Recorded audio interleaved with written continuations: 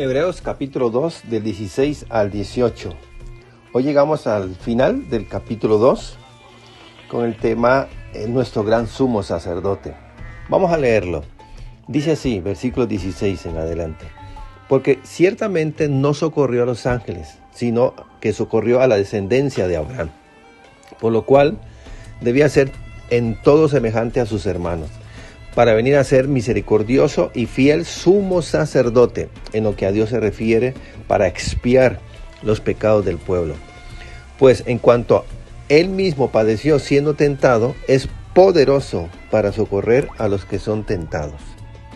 El escritor de los Hebreos lleva ahora su discurso en cuanto a la superioridad de Jesús sobre los ángeles hacia una conclusión. Lo hace apelando a una verdad incontrovertible. Jesús no redime a los ángeles, sino a los descendientes espirituales del Padre de los creyentes, es decir, a Abraham. Debe entenderse que obviamente el nombre Abraham significa que todos los que ponen su fe en Jesús son descendientes de Abraham. Jesús no es el autor de la salvación de ángeles, sino la salvación de los descendientes de Abraham.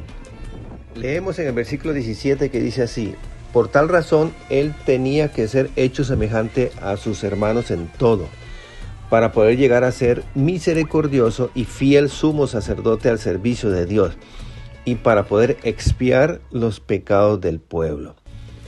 En este versículo, el escritor explica la necesidad de la identificación de Cristo con el hombre, para poder ser de ayuda al hombre pecador. Jesús necesitaba ser como sus hermanos, en todas las cosas menos en una, en el pecado.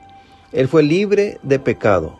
Esta identificación total era necesaria, mis hermanos. Él se encontraba bajo la divina obligación de ser como sus hermanos.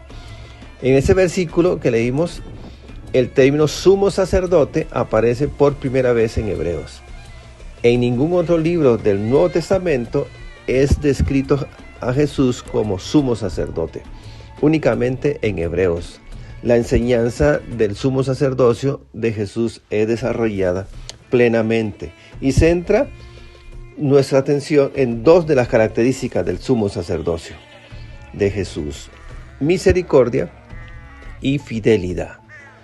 Tras de destacar estas dos características del sumo sacerdocio de Jesús, el escritor menciona el propósito de dicho sumo sacerdocio, y es este. ¿Cuál?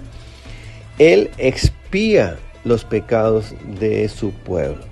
En el contexto de Hebreos, la palabra expiación significa que Jesús, como sumo sacerdote, logró la paz entre Dios y el hombre.